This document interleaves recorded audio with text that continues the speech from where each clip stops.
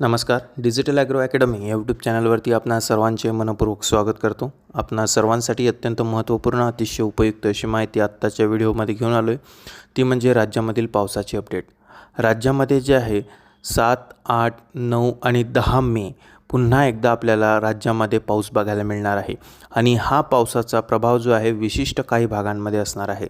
तर या व्हिडिओमध्ये संपूर्ण आपण जाणून घेणार आहे की कोणत्या भागामध्ये हा पावसाचा नेमका प्रभाव असेल आणि हा जो पाऊस असणार आहे तो कशा प्रकारे बरसणार आहे, म्हणजेच की त्या ठिकाणी वादळी वाऱ्यासह बरसेल का त्या ठिकाणी जे आहे सर्वसाधारण या पावसाची तीव्रता असेल, ही संपूर्ण माहिती आपण जाणून घेऊ. हवामान अभ्यासक पंजाब डक यांनी सुद्धा त्यांचा नवीन हवामान अंदाज जाहीर केलेला आहे. तो सुद्धा आपण यामध्ये जो आहे सविस्तरपणे बघणार आहे. आणि हवामान खात्याने जो इशारा दिलेला आहे, हवामान खात्याची जी सॅटेलाईट इमेजेसनुसार जी अपडेट आलेली आहे ती अपडेटसुद्धा आपण बघणार आहे. त्यासाठी तुम्हाला हा व्हिडिओ जो आहे तो शेवटपर्यंत स्किप न करता बघायचं आहे, जेणेकरून संपूर्ण अपडेट जी राहील ती तुम्हाला अचूकपणे आणि सविस्तरपणे कळून येईल. त्या अगोदर जर तुम्ही चॅनलवरती नवीन असाल, चॅनलला सबस्क्राईब केलेलं नसेल तर सर्वात आधी जाऊन चॅनलला सबस्क्राईब करा, नोटिफिकेशन बेलला क्लिक करा, जेणेकरून असेच नवनवीन हवामानाबद्दलच्या ज्या काही अपडेट राहतील त्या तुम्हाला सर्वात आधी आपल्या चॅनलवरती बघायला मिळतील. चला तर वेळ वाया न घालवता आपण आपल्या विषयाला सुरुवात करूया. तर राज्यामध्ये जे आहे 7, 8 आणि 9 आणि 10 मे दरम्यान पावसाची सक्रियता जी आहे ती राज्यामध्ये आपल्याला बघायला मिळणार आहे.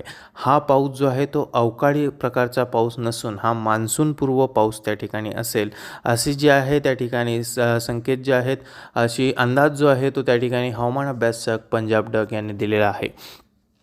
हा मान्सूनपूर्व पाऊस जो आहे तो जास्त विशेष करून जो आहे आपल्याला मराठवाडा आणि विदर्भ, विशेष करून विदर्भामध्ये बरसताना हा दिसून येईल.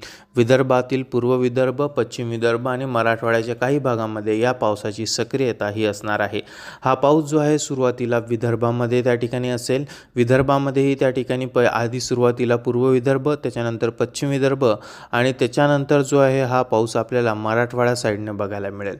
यामध्ये जर आपण एकेका भागाचा जर विचार केला तर विदर्भातील पूर्व विदर्भाचा जो भाग आहे तो पूर्व विदर्भामध्ये आपल्याला नागपूर, भंडारा, गोंदिया, गडचिरोली, चंद्रपूर हा जो संपूर्ण परिसर आहे, या परिसरामध्ये जी आहे पावसाची सक्रियता आपल्याला 6, 7, 8च्या दरम्यानच या ठिकाणी बघायला मिळणार आहे. हा पाऊस जो आहे तो त्या ठिकाणी अतिशय मुसळधार अशा प्रकारचा बरसणार आहे. चांगल्या प्रकारचा पाऊस जो आहे तो या ठिकाणी होणार आहे, याची सर्व शेतकऱ्यांनी नोंद घेणे गरजेचे आहे. त्याच्यानंतर जो आहे हा पाऊस त्यानंतर एंटर करेल तो म्हणजे पश्चिम विदर्भामध्ये. पश्चिम विदर्भामध्ये अकोला, बुलढाणा, अमरावती, अचलपूर, जळगाव, जामोद, संग्रामपूर, तेल्हारा, शेगाव, खामगाव, नांदुरा हा जो संपूर्ण परिसर आहे तो पश्चिम विदर्भामधील. या पश्चिम विदर्भामध्ये देखील या पावसाची सक्रियता 7, 8 आणि 9च्या दरम्यान चांगल्या प्रकारची बघायला मिळेल. वादळी वाऱ्याचा प्रभाव जो आहे तो काही भागांमध्ये बघायला मिळेल. गारपीट मात्र होण्याची शक्यता वर्तवली जात नाही आहे. हा पाऊस जो आहे त्या ठिकाणी सर्वसाधारण वादळी वाऱ्यासह हा पाऊस राहील. मेघगर्जनेचा प्रभाव अनेक भागांमध्ये बघायला मिळू शकतो. त्याच्यानंतर पश्चिम विदर्भातून हे पावसाची सक्रियता आपल्याला मराठवाड्यामध्ये सुद्धा दिसून येईल. मराठवाड्यामध्ये हिंगोली, परभणी, नांदेड या परिसरामध्ये विशेष करून ही पावसाची मोठी सक्रियता बघायला मिळणार आहे. हा जो मराठवाड्यामधील पाऊस असेल हा आपल्याला 8, 9, 10च्या दरम्यान या ठिकाणी सक्रिय झालेला दिसून येईल. त्याच्यानंतर जो आहे छत्रपती संभाजीनगर, बीड, जालना, लातूर हा जो परिसर आहे, या परिसरामध्ये मध्यम स्वरूपाच्या पावसाची सक्रियता काही भागामध्ये असेल. ढगाळ वातावरण असेल, मात्र मोठा पाऊस या भागामध्ये वर्तवण्यात येत नाही.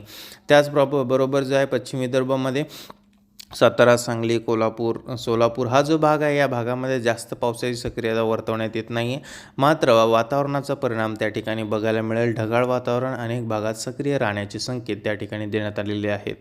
तर आणि बाकी इतरत्र जो भाग आहे कोकणपट्टी, त्याच्यानंतर मुंबई, ठाणे, पालघर परिसर या परिसरामध्ये आपल्याला पावसाची सक्रियता नाही आहे, मात्र ढगाळ वातावरणाचा परिणाम काही भागांमध्ये बघायला मिळू शकतो.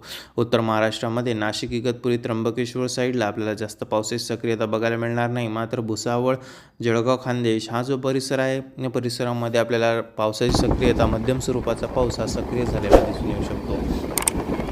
या ठिकाणी हवामान अभ्यासक पंजाब राव यांनी बोलताना सांगितले आहे, ऊस उत्पादक शेतकऱ्यांसाठी ही एक आनंदाची बाब आहे, कारण या ऊस उत्पादक शेतकऱ्यांसाठी हा जो पाऊस आहे हा त्या ठिकाणी चांगला ठरणार आहे. हा पाऊस मान्सूनपूर्व पाऊस असल्याने यामध्ये अवकाळी पावसाचं स्वरूप नसेल. यामध्ये कुठल्याच प्रकारचा मोठ्या प्रमाणावर वादळी वाऱ्यासह किंवा गारपिटीसह हा पाऊस नसणार आहे. मध्यम स्वरूपाचा वादळी वाऱ्यासह मेघगर्जनेसह हा पाऊस जो आहे तो राज्यामध्ये बरसणार आहे. तरी याची सर्व शेतकऱ्यांनी जे आहे नोंद घेणे गरजेचे आहे. हवामान अभ्यासक पंजाब डक यांनी बोलताना सांगितलेले आहे की येत्या 12 ते 15 दिवसांमध्ये कदाचित जो आहे मान्सून जो आहे तो अंदमान निकोबार बेटांमध्ये दाखल झालेला असेल, अशी जी आहे संभाव्यता सुद्धा त्यांनी व्यक्त केलेली आहे. अशाच प्रकारे जे आहे राज्यामध्ये पावसाची सक्रियता ही आपल्याला 7 मे, 8 मे, 9 मे आणि 10 मेपर्यंत राज्यामध्ये बघायला मिळणार आहे. विशेष करून या पावसाचा प्रभाव जो आहे तो विदर्भामध्ये जास्त असेल. विदर्भामध्ये पूर्व विदर्भ आणि पश्चिम विदर्भ या भागांमध्ये हा पावसाचा प्रभाव जो आहे तो जास्तीत जास्त राहण्याची जी आहे ती शक्यता वर्तवण्यात आलेली आहे. या पावसाचं स्वरूप मध्यम स्वरूपाचं राहून या ठिकाणी मेघगर्जनेसह हा पाऊस बरसेल, याची सुद्धा सर्वांनी नोंद घेणे गरजेचे आहे. या ठिकाणी सांगितल्याप्रमाणे की येत्या 12 ते 15 दिवसात अंदमान निकोबार बेटांमध्ये मान्सून दाखल होऊ शकतो. त्याचे नियोजन करून शेतकऱ्यांनी जी आहे आपली शेतीची जी कामे असतील ती आटपून घेणे गरजेचे आहे. पूर्व मशागत वगैरे असेल ती करून घेणे गरजेचे आहे, असे सुद्धा आश्वासन जे आहे पंजाबराव डक यांनी शेतकऱ्यांना त्या ठिकाणी केलेले आहे. तर हीच होती आपली राज्यातील पावसाची अपडेट 7, 8, 9 आणि 10 मेची. तर ही अपडेट तुम्हाला कशी वाटली कमेंट बॉक्समध्ये कमेंट करून नक्की कळवा. आणि चॅनलला जर तुम्ही आत्तापर्यंत सबस्क्राईब केलेलं नसेल तर चॅनलला सबस्क्राईब करा, नोटिफिकेशन बेलला क्लिक करा, जेणेकरून असेच नवनवीन हवामानाबद्दलच्या ज्या काही अपडेट राहतील त्या तुम्हाला सर्वात आधी आपल्या चॅनलवरती बघायला मिळतील. तर अशाच महत्त्वपूर्ण माहितीपूर्ण अपडेटसाठी हवामानाच्या अपडेटसाठी चॅनलला नक्की जुळलेलं राहा. तर भेटूया पुढील भागात नवीन विषयासोबत, नवीन हवामानाच्या अपडेटसोबत. तोपर्यंत मी इथंच थांबतोय. धन्यवाद.